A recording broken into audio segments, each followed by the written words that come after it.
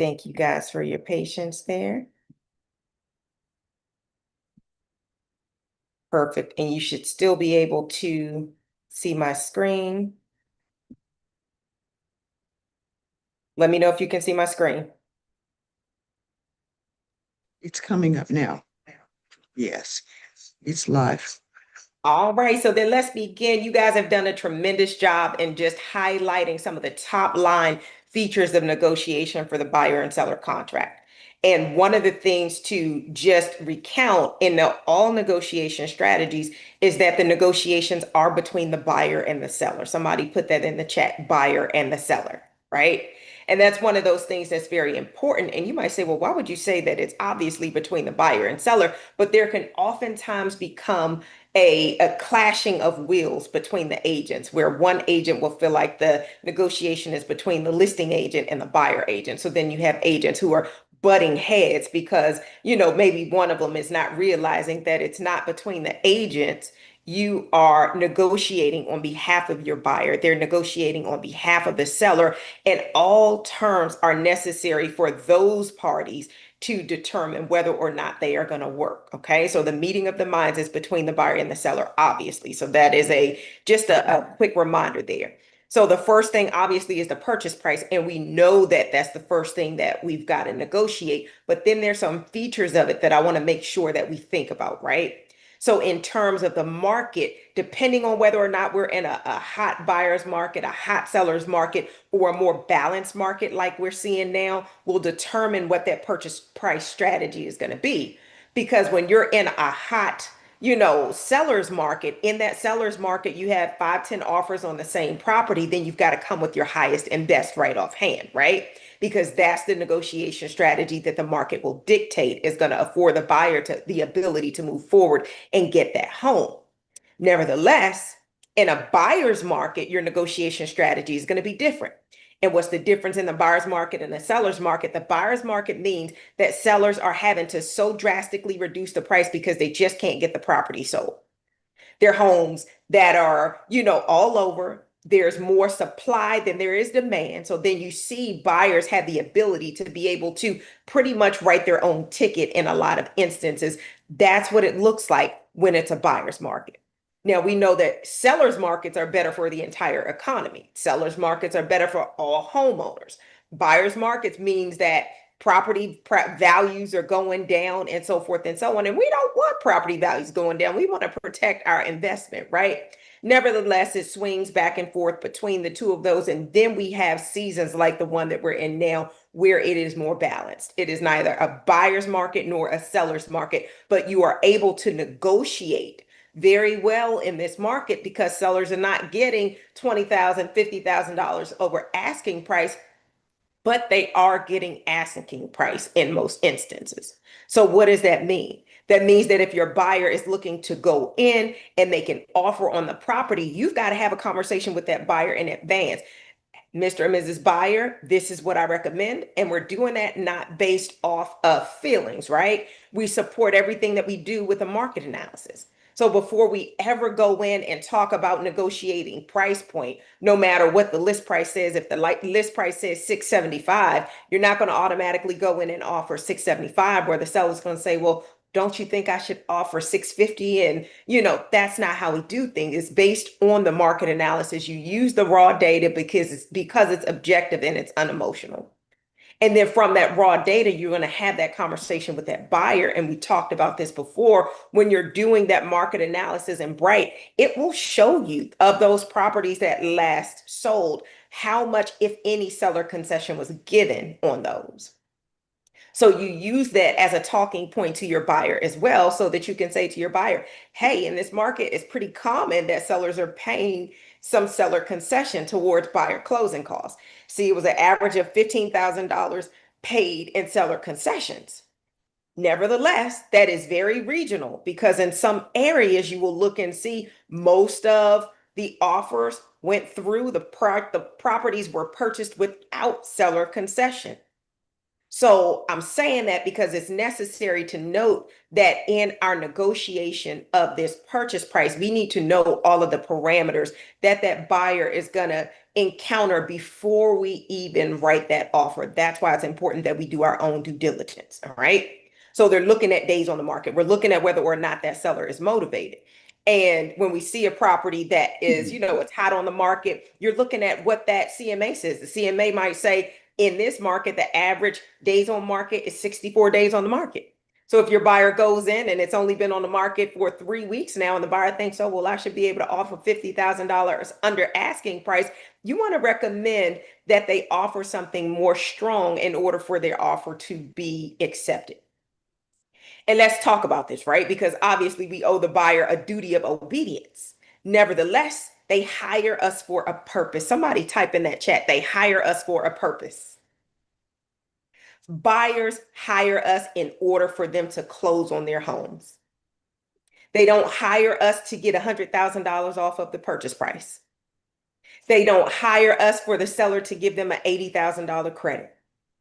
They don't hire us for any reason other than for us to help them to become a homeowner. And I want to say that because, as obvious as that is, sometimes there can be various aspects of a transaction that can get us focused on something that the buyer's focused on, opposed to focused on the end goal. Somebody type in that chat, focus on the end goal. And the end goal is to get that buyer that home because that's the reason that they hired you. Right? So you say, well, how does that tie back in? Well, that absolutely ties into your purchase price because if the property is even 575 and the buyer's going in offering 475, how likely in today's market is that offer going to be accepted?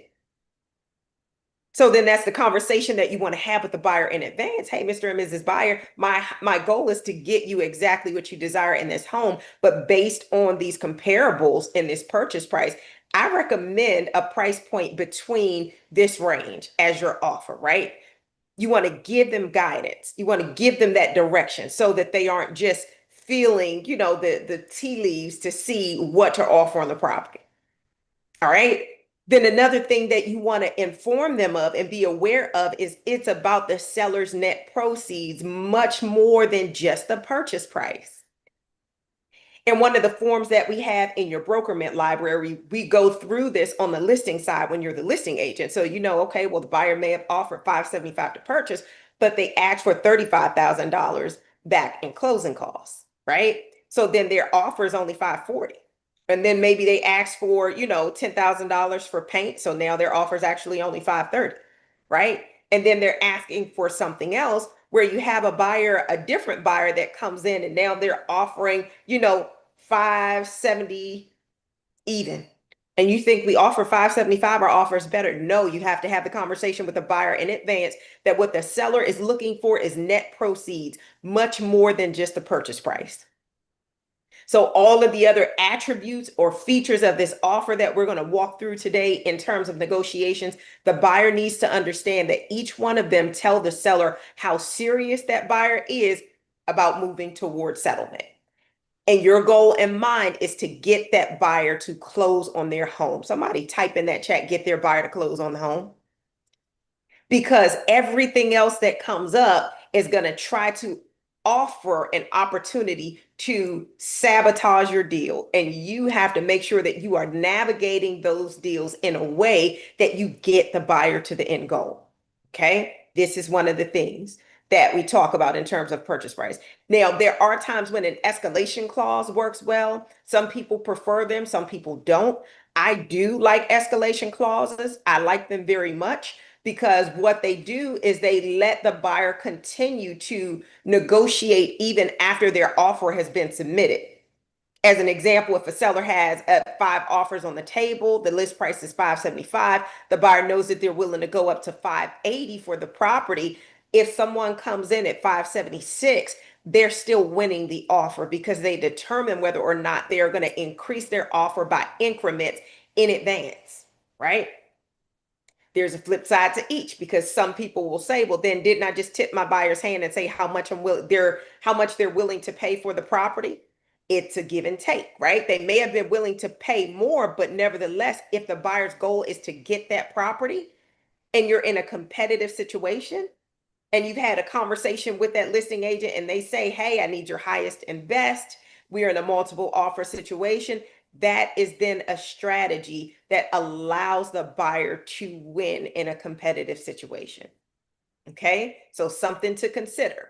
It's one of those things. Some people like them, some people don't. All right. Now, the last thing in terms of purchase price, when negotiating reductions, we want to tie those requests to objective facts and not emotions. So, can somebody take themselves off of mute and tell me what I mean by price reductions being tied to objective facts and not emotions? Tell me what you think that would refer to. The CMA Good. the price based on the CMA that you do. Good job, Cheryl. Anybody else? Yes. It might also be tied to the final pricing. Perhaps the buyer, your buyer or your seller wants a specific dollar amount, but there are inspection costs that are coming up. So you encourage them that, yeah, perhaps you need to take care of these things, especially if FHA is requiring them. And so this might still be getting a good offer, still getting a good price for the home, but they're not going to get perhaps as much as they'd like. So you remind them that, yeah, you still got a good offer, but these are things you must take care of. All right, Miss Pat. Thank you so much for adding that. Anybody else? I was gonna say condition of the home if they, for example, if there are still repairs that need to be done. Spot on.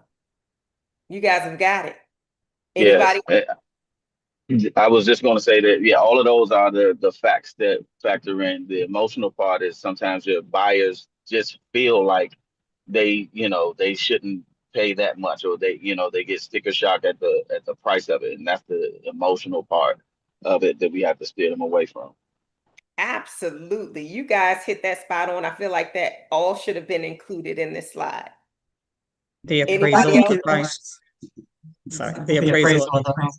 Mm-hmm. Say it one more time. the appraisal. If If the the purchase purchase price price is was 240 240 and the and the appraisal appraisal comes comes in in at at 220, 220, That's then you right. can negotiate. That's right.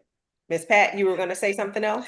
I was gonna say another sticky area, especially for older folks, might be the years they've lived in the house, the family they've raised and the like, and so all that can add to their value for the house and the pricing that they want to put on it.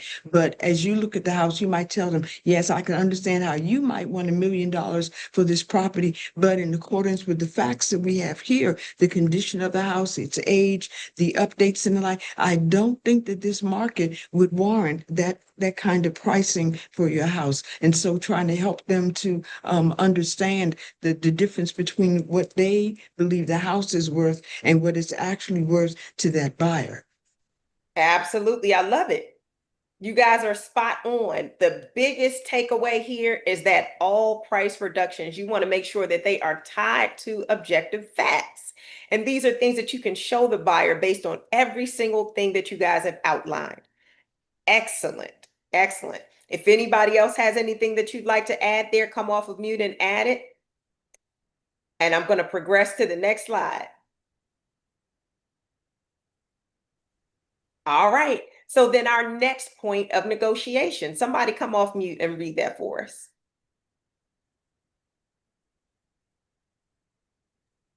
Winning strategy. You want to read it? No, go on. Ask for closing help before asking for price reductions. Explain that closing assistance helps preserve buyer liquidity. Structure Pause right offers there for a moment. Pause right there for a moment because Donisha just read something very important, and I want to make sure that all of our Realty pros understand this. As we're talking about these concessions, why, and this should be obvious, but I don't want to leave anybody out, okay? Why is it that when she says ask for closing help before a price reduction, how do the two of those impact the buyer at settlement? So So why The is it closing better? help will allow Go ahead. the closing help will allow the buyer to keep more money in their pocket. Whereas the price reduction, I think one of the lenders, when we did the lender palooza, had mentioned that the price reduction doesn't actually help the buyer, just based on the amount. It doesn't really help the buyer with bringing down the cost of their mortgage per month. So mostly you're spot on in a couple areas and it only brings it down a tad bit per month, right? So if it's bringing down their mortgage, say it brings it down by maybe $5 or something like that per month. But if we negotiated the closing help could have kept $25,000 in their pocket up front. But instead, we wanted to reduce the purchase price, you know what I mean, to $25,000. Okay, let's say as an example, the difference, maybe that's $20, $25 a month or something like that. The lender would have to give you the accurate figures. I'm not a lender and I don't pretend to be one. Nevertheless, there is a very big difference in the liquidity that the buyer gets to have when we negotiate closing concession from the closing cost aspect versus having the seller to reduce the price, right? And the buyers will think, if you don't educate them, that I've gotten a great deal because this property was $575 and I got it for $550, but there's only such a tiny difference in their monthly mortgage. And they've spent $25,000 at that closing table that could have been in their bank accounts earning interest for them. Or they could have put it in a bank account that would have paid their mortgage for the whole next year, right? So those are considerations and conversations that you want to have with the buyer. Great job, Danisha. If you want to continue reading that slide, if you would pick up from where you left off. Hey, Jasmine, Sure. One more could I point. jump in there real quick? Yes. What I was going to say is going back to your last slide about subjective and objective reality. A lot of people get caught up in the price being reduced, which could be subjective, and that they feel like they're getting a discount like they would, um, if they were purchasing a pair of shoes or something of that nature. But the reality is that the mortgage is a long term.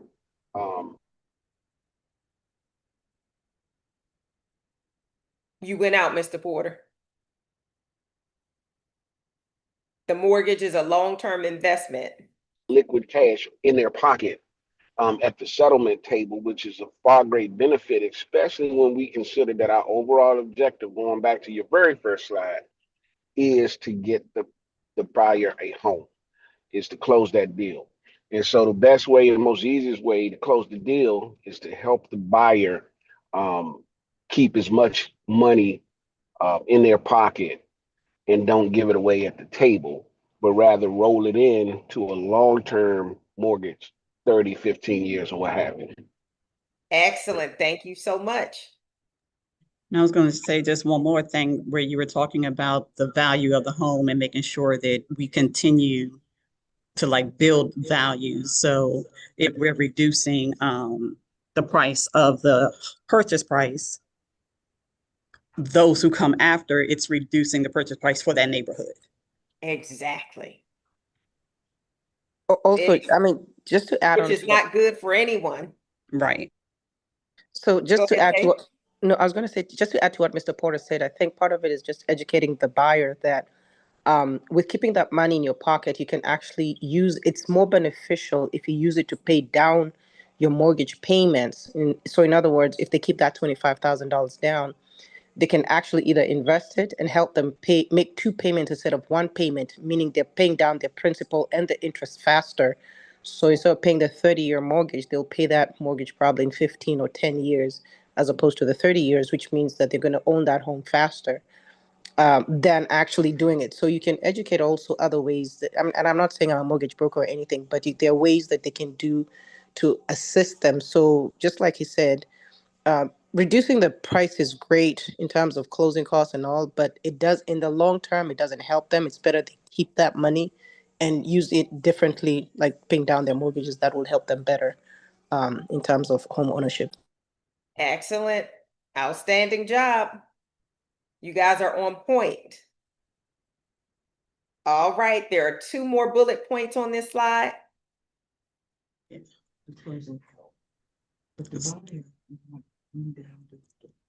Right. Sorry, Miss Pat was making a couple of points, but she wasn't sharing with anyone but me. So Did you want to comment, Ms. Pat?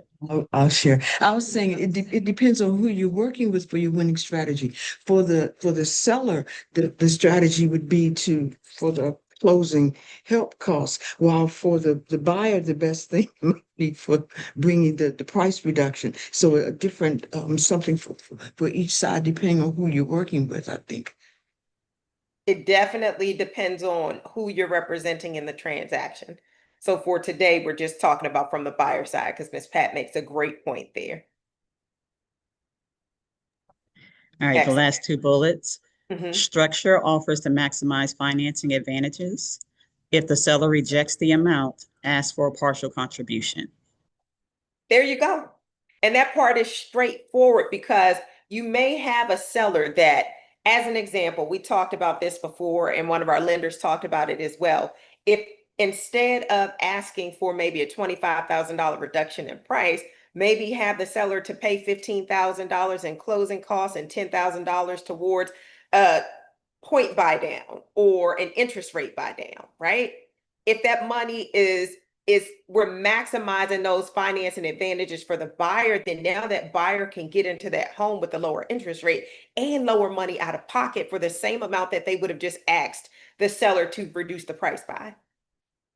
And in the end, it's not going to benefit them as much. So those are some strategic ways that we're able to help our buyers to maximize just that seller concession area of negotiation. All right. And then just like Darnisha said, if the seller rejects it, just ask for a partial contribution. If they say, hey, you asked for 3% seller help, they said, nope, come back and ask for 2.5. Right? Don't just say, well, can't get anything. The seller said no. Continue, because remember, the goal is to always find a meeting of the minds. So if there is a number that's going to work well for both the buyer and the seller, and your goal in mind is to find what that number is. And if they say no to one, just keep going down the list until you get what it is that's going to work best for the buyer when you're representing them on this side of the transaction. All right. Can I Excellent job. can I, Go ahead. can I chime in? Yes, of course. One of the I think the most important things to do before you start getting concessions and trying to figure out a way to reduce the price is to probe the seller's agent to find out, one, if they have offers in hand. To me, that's one of the biggest determinants of how much I'm going to try to negotiate. And then I'm going to ask them if they have multiple offers. Some sellers agents will tell you, others won't. And they shouldn't tell you a lot of information, but I'm going to continue to probe, and I'm going to ask um, prying questions the more that they respond. Okay. I've even asked if they do have an offer, is it an offer that their client is happy with? And then I'll even ask them, should I go above or below the asking price? I've asked all kinds of questions. The more they talk to me, and it's not like I'm just asking straight questions, but I'm asking in a conversation. I'm like, so do you think if my client writes an offer for this much that, that the client will be happy with that? But what if my client needs a little bit of concessions? Would they be willing to help with that? Are you offering any um, closing help towards the buyers? 'Cause I'll have a whole conversation with that buyer's agent, and when I hear all that information, I factor that into how I'm going to write that offer, and I have that conversation with my client. Okay, here's where we are. This is what the agent just shared with me. This is where they are. The seller's very eager to find an offer that they're willing to accept. All of the offers they've been getting is low ball offers. I think if we make an aggressive offer around this price point, which right commensurate with the CMA, that we'll be able to get this contract, and we'll be able to get you this much in concessions. Um, but we have to write the offer today. And so I'll have that whole conversation with the listing agent first, and I'll probe and probe and probe to get as much information that I can outside of the CMA so that I can help make a strategic plan for my buyer to win that contract. Thank you so much for that, Mr. Porter. Very important that we're finding out in advance as much information as possible. I, Jasmine, I agree with Mr. Porter. You Okay. know, for And I'll come me, off of mute. a lot of my, I mean, in my experience, when they do have multiple offers, I don't ever get a chance to go back and say, well, will you take this? Or, you know, I don't get a chance to negotiate that. It's one and done, and they're moving on to the next contract. So yeah, to get as much information up front, and especially if they have other offers, then you know you have to come with your best and final. Absolutely. Thank you so much for that, Cheryl. Did anybody else have anything? Yes. Yes. I was just going to say, I appreciate those probing questions and, getting as much information as you can for your buyer so that you can write the offer that you know that the seller will accept. Yeah, I think I'm more cautious with questions, but I hear these probing and just trying to get more information. I appreciate that. So I'm taking that down definitely as a note for future. Absolutely. Thank you so much for that, Ms. Pat. And let me say a brief piece about the question aspect. When you represent the buyer, your fiduciary is to that buyer. You can ask every question imaginable to that listing agent, right? Because what we are asking is so that we can protect and promote our buyer's interest. Now, when you're the listing agent, it's different because your goal is to protect and to promote the seller's interest. So you've got to be guarded as to what you are willing to reveal to the buyer's agent because your client, your fiduciary is owed to the seller, right? So on this side of the deal, ask as much as they are willing to reveal, right? So because you have to make sure that that deal is one that's going to be best suited for your buyer. So I like excellent that. points for you guys. Excellent Hmm. points. One of the things that I'll say in terms of asking those probing questions in advance, I'm going to ask you guys, is there anybody that we've left out in terms of who we need to be asking about potential concessions for the buyer? Is there anybody else that we need to ask anything? The What lender, about our lender or Ding, the ding, title ding, ding, company? ding. So the lender, before you even get into the position where you are writing offers for that buyer, the conversation should be had with the lender. Hey, what does my buyer look like? On paper, you've already done the loan estimate. So do they have at this purchase price? Do they have the cash needed to close or do they need seller help? Right? That's a conversation that you ask the lender before you even get to the point where you're writing offers because the buyer they may have everything that they need. They may not need closing costs at all. Or the lender might say, in order to make this deal work, this buyer's going to need at least $5,000 in seller concession. So then that helps to structure your offer so that you're negotiating from a place of objective information and not just throwing out a random number. Because at the end of the day, our goal is to get our buyer to settlement. Somebody put that in the chat. Get the buyer to settlement, right? Not to get them $25,000 off the house, not to get them $50,000 worth of closing costs paid by the seller. Now, those things are great if we're able to negotiate those things on behalf of the buyer. But if we get stuck in a place of negotiations where we're negotiating, $25,000 off of this, and then it blows up the deal and the buyer doesn't get to settlement, did we actually satisfy our agreement with our buyer? No, we didn't. All right. So very important to know. And then obviously there are some maximums and minimums that pertain to the closing costs. And we have to make sure that whatever we're asking for, it's in line with what the buyer is able to receive from the lender. All right. So excellent, excellent there. This next pointer, you guys already mentioned it in advance. Miss Pat, you have your hand up so you can unmute yourself and make your statement. And then if you would read this next slide for us as well. All right, we'll do both. Yeah, I just wanted to add to another question we could ask of our lender, and that is, in addition to the monies and the financing and the preparedness, we could also ask about settlement dates. Sometimes, we assume that it's only 30 days, but in some situations, the lender might be able to close much sooner than usual, and I think that's another good strategy that we can present, that we can ask about for the from the lender. Very, very good. It's definitely one of the points of negotiation there. All right, all right. Number three, home inspection negotiations. And these are some winning strategies. First, focus only on material defects. I'm going to repeat that. Focus only on material defects. There is a difference. Two, separate safety issues from cosmetic concerns. Third, present contractor estimates whenever possible.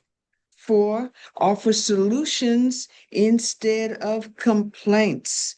And number five, prioritize requests. Absolutely. Listen, those are so essential because our goal is to close the deal for the buyer. And home inspections, this is where many deals go to die, right? So I say that because we've got to have a strategy going into these home inspection negotiations.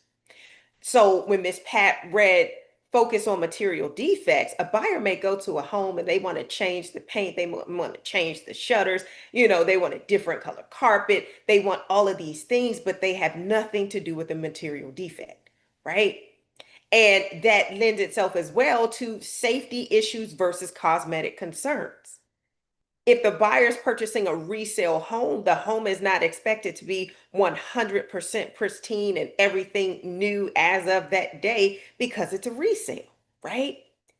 Even when we sell new builds still have repairs galore depending on, your settlement date. There are things that they just built the property, but they've got to come back and tighten this up, fix this, finish that. So that you want to make sure that you're setting those expectations in advance with the buyer so that the buyer knows this home inspection, it is going to come back with some items on it, but those items are going to be items either of major concern because there's safety, right? Or some type of hazard or something that's in disrepair. It's some type of mechanical malfunction nail, something structural, or some of those things, but you let them know what exactly they should be focused on in terms of their ask for the inspection negotiations because we're not asking, for new paint, if we're trying to get to settlement. Now, if the buyer tells you to ask, you have to ask, but you want to give them this insight in advance so that they know some of the things that could potentially,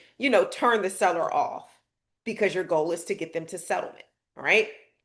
Very important. And what we're going to do is we're going to have to continue. This is going to be a series because we haven't even gotten through a third of the information that we need to cover. So definitely make sure that you guys are back next week and the following week so that we can go deeper into all of these different aspects of negotiations on the buyer side of the contract.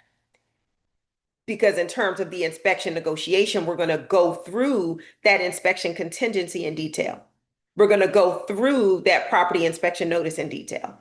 We're going to revisit what that looks like to move from A to B to C to cover our buyers, to navigate the transaction and to get them those inspection repairs and or credits that are needed and keep the deal together.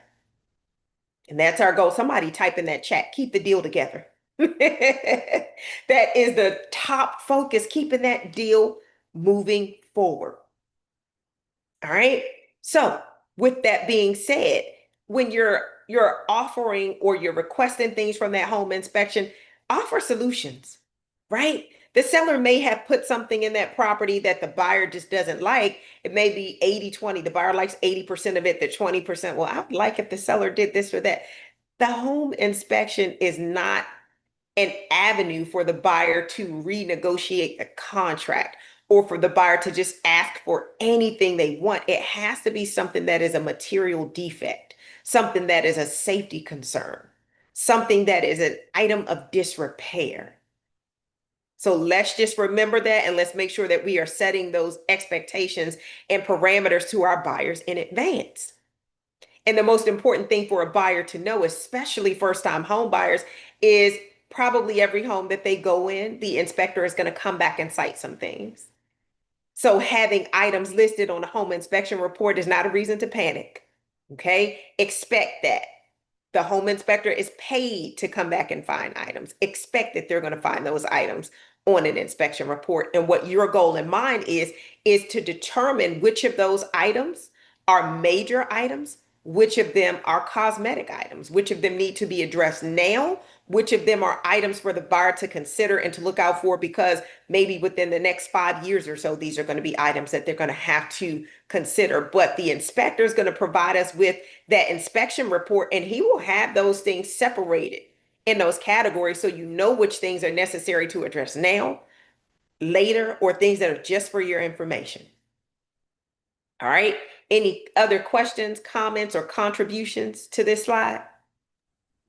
Going back to not this slide, but the one before, when we were talking about the lender, just a quick question because of the mortgage rates fluctuating. Uh-huh. I've had an experience in the past where my buyer was ready to put an offer on the house, and we did. And as soon as we did that, the lender came back and said they're no longer qualified for that price amount because of the mortgage rates. So, is there a way for us to find out in advance, or do we have to just wait until we put the offer because of the fluctuations in mortgage rates? So that is a great question, and I want to have one of our lenders to speak to that a little bit better. What I will say is you want to find out up front how close to the buyer's threshold that price is going to take them. And simply put, if the top of their purchase price is 550 and they just got there about the skin of their teeth, and if the mortgage rate, if that interest rate fluctuates by a quarter of a point, they're no longer going to qualify, then chances are you need to start out looking at something that is a little bit below that, right? And there are published dates that we have where the Fed is introducing new interest rates, whether they're being increased or whether they're being decreased, is scheduled. So we can always find out, hey, the Fed is set to increase the rate or decrease the rate at the end of the month, so that you can find out from the lender, hey, is there anything that we need to be concerned about? Okay, great question. One of the safest things that I would say as it pertains to that is try not to have the buyer at the top of their purchase price threshold, to give a little bit more leeway. In the event that it does increase, they're still able to move forward with that deal.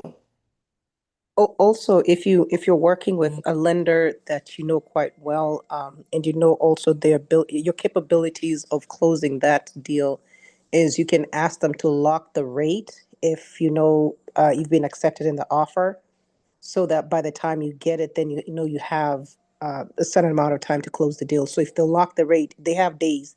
They can lock it for 15, I mean, they can lock it for 30 days, they can lock it for 45 days. So if they lock it between the 30 and 45 days, the 45 days they'll have to pay, they might have to pay to, lock it for that long.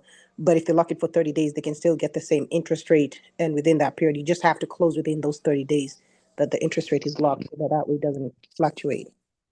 So I love that Faith brought that up, because lenders can do rate locks and there's a fee associated with the rate lock. So then the lender needs to look to make sure that the buyer has the liquidity to cover that rate lock fee, which brings us back to the seller concessions. Because for a deal like the one that you're talking about, Danisha, if now the rate has gone up, so now the buyer can't qualify, instead of us just taking that as a no, we can go back to the seller and say, hey, Mr. and Mrs. Seller, the rate has gone up by a quarter of a percent. So we're under contract and want to close. Will you offer whatever that amount is that you're going to find out from the lender as a rate buy down, so that we can actually get to settlement for this buyer? And that may be $10,000, right? And for the seller, they may be willing to offer that $10,000 as a rate buy down, so that the buyer can be back to the rate that they were when they were pre-approved for the property and when they went under contract, and you can actually close your deal. In addition to that, to add to what Faith said, if there's now a rate lock fee, because it sounds like in your instance, the lender did not do a rate lock, which lenders are able to do. They have certain parameters under which they have to, say, okay, these things are done, those things are done. Now I can do a rate lock, because most of the time they don't do it up front. Nevertheless, whatever those guidelines are, you find out, hey, can you do a rate lock for this? And if there is a rate lock fee, what is that? And do I need to include that into the seller concession that I'm asking for if something takes us beyond that rate lock? But those are things that we would ask for if you needed to from the seller, if the buyer does not have the ability to cover it. Great question. I'm glad you asked that, Donisha. Does anybody else have any questions, any contributions, or anything surrounding either of these?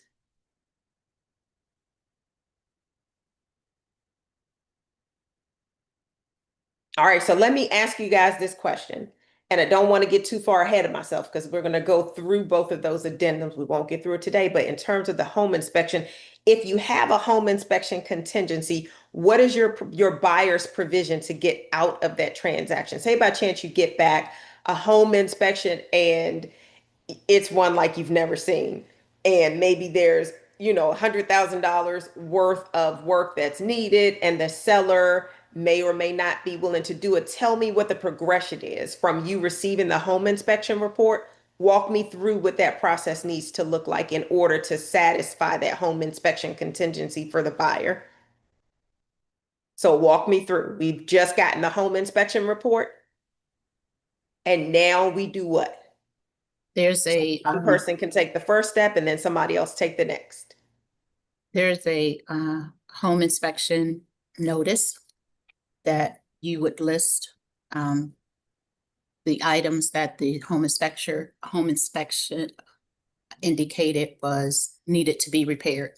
So in the home inspection, there are things that are FYI, things that are critical. So I get the home inspection report and I sit with my buyer and we go through and I say, what are the things that you want the seller to repair? And if they're, hazardous or detrimental, to their health or whatever, those are the things that we focus on. But if it's something like a battery needs to be placed in something, I feel like the buyer can take care of those little items like that. But so those are the things that I list on the inspection notice report for the listing agent. Outstanding, Cheryl. Thank you so much. Who's next?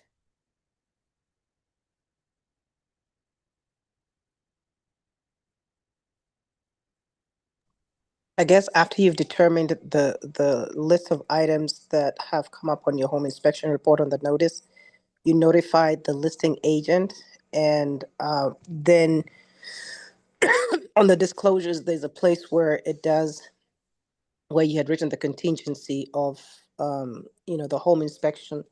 You send it with that notice with that disclosure back to the listing agent, showing them what they do, and so they're to determine when they talk to their seller whether they're going to fix them, repair them, and then they'll send them back to you and your buyer, so then you can decide whether you'll accept what they're offering you or you will rescind the contract at that point. Spot on. Outstanding. Anybody else have anything to add?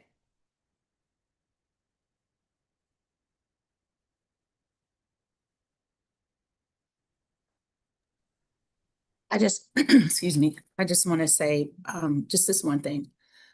I noticed that some buyers, they'll go, excuse me, into a house and then during the home inspection and they'll say, this faucet is old, or, something looks old or looks dated. I always tell them that you have to focus the home inspector is gonna look at it as if it's working or not working, not how old it is or how dated it looks, but if it's working, then it passed. If it's not working, it won't pass. Outstanding. Spot on. That goes back to one of our bullet points. We're talking about items of disrepair or safety issues and separating those from cosmetic concerns that the buyer may have, or even cosmetic preferences.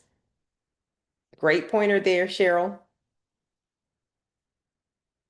All right. So then once we've gotten through those negotiations from the home inspection, the seller has signed off on it. I want to kind of give us a preview into next week, but I won't give it all away, right? So if the buyer comes back and they submit their items of disrepair, remember, they're not asking for cosmetic items. Let's be clear on that, because that PIN, it stipulates, or that home inspection contingency, it stipulates that these are not cosmetic items. This is not an attempt to renegotiate the contract. They should be asking for items of disrepair, items that are safety items, items that need to be done in order for the buyer to move into that property there. So just make sure that they understand that, okay? So then we move back. So the buyer has gotten it back from the seller. The seller has agreed to do some of the buyer's repairs. What are your options at that point?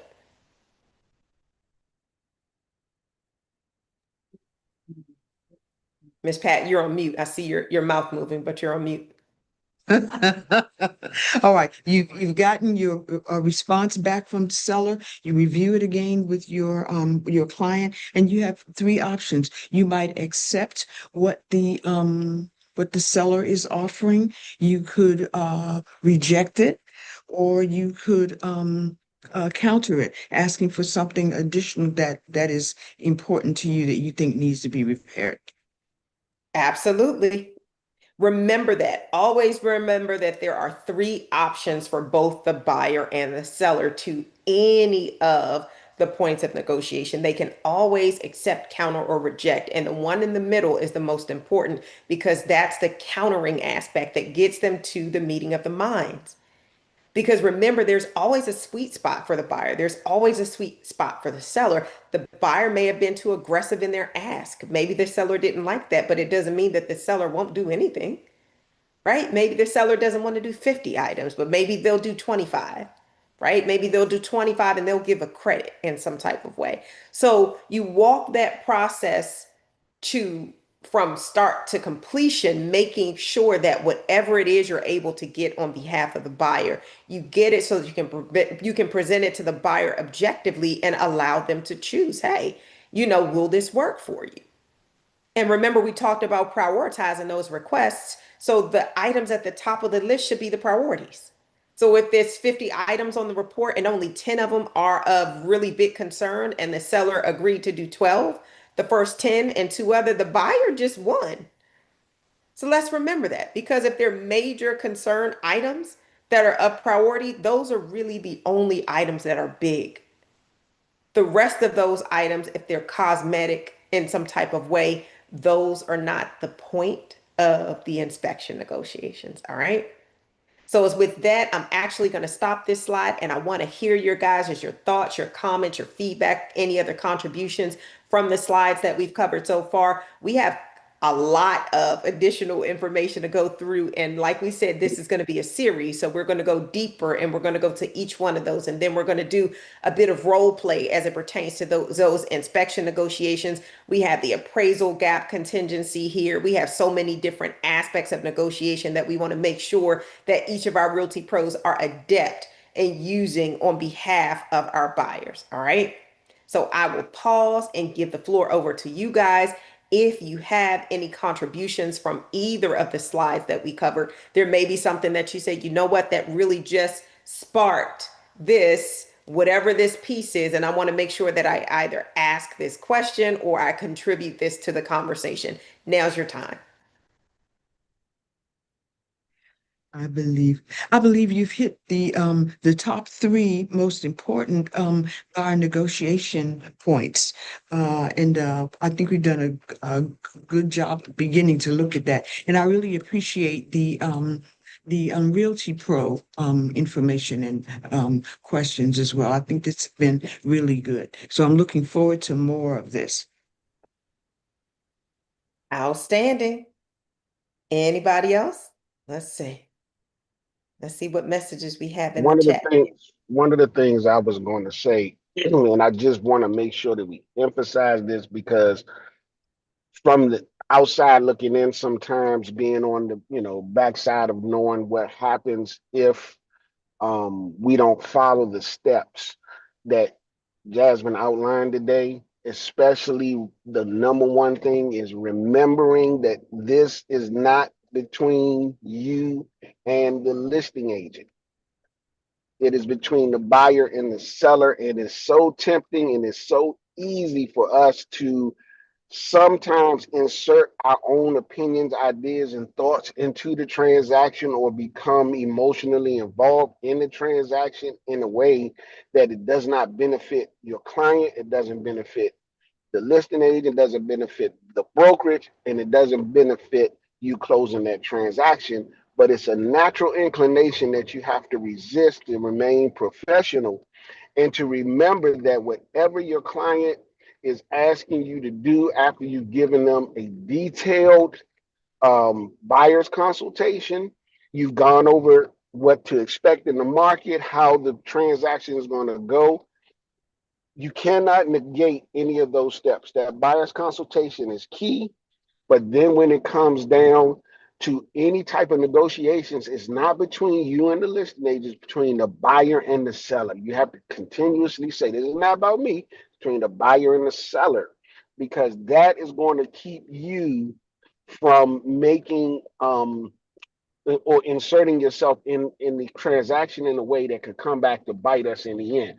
You definitely don't want that to happen, nor do you want to end up losing the transaction because you empathize emotionally with the buyer or with the cause. The goal is to get your buyer that house.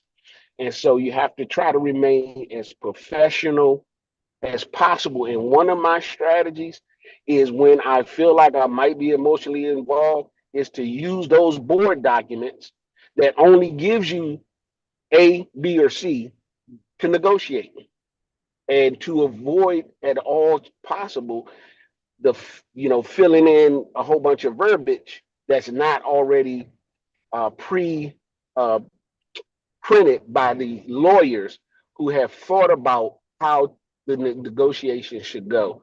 So just using that board document to even with the inspection repair, especially, hey, this is what we're asking. It's just on the board document. You can have the conversation, but don't get emotionally involved in that conversation because sometimes that will cause this listing agent to not present your inspection contingencies or negotiate your contract in a way that's favorable to your buyer. So I just want to just emphasize that that's the one of the biggest things that we see that causes deals to go sideways is that we get emotionally involved and we start inserting opinions and even giving opinions about what you think about the house. You're not going to live there. If they like it, you love it. What is for them may not be for you. So if they like it, you love it, then all of those things, you just got to remain professional and continue to push the documents forward, push the information forward, have as much conversation as necessary, but always remember to keep your conversation related to what's on the documents and not what's in your heart, mind, and soul as it relates to the property or what the wishes of the buyer might be, but rather what the expressed or written decision of the buyer is. And that's what I wanted to say. Outstanding, Mr. Porter. That is a great way for us to end today. That was such an imperative point to make sure that we understand. The negotiations are between the buyer and the seller, and they are done on the actual board documents. That's where all of the agreements lie. All right, Miss Pat, I see you had another question or comment there. This it doesn't relate to the wonderful session we've just had. Just want to bring some reminders. Okay, so I'm going to go ahead and end our live, and then you can take over for the reminders. Okay, all right. I want to thank everyone for coming out and joining in and sharing as you have for this powerful session. And I want to remind us too, we got two things coming up. We got our Home Buyer Expo for our first responders. That's June 20th. It'll be here before you know. But we've got 2.5 weeks to get that word out, to share with everyone so they'll know just what to do. Cheryl, did you want to add something? I see your hand. So please don't forget that. Remember, Mondays, Wednesdays, Thursdays, and Fridays. Let's get together. We had what was it? Constant Contact Monday. Then Wednesday, we were getting the word out again with our social media. Today and tomorrow, we want to do our individual or collective lead locomotives. If you know someone who's interested in the area where you are, you all join together and get that word out. We'll have some more save the date flyers here if you like. You can pull those and use them as well. But use this time wisely and richly. There's so many folks that are out there that need to hear this good word about the programs and the benefits that are currently available. We've got to let them know that they can still purchase a home. There are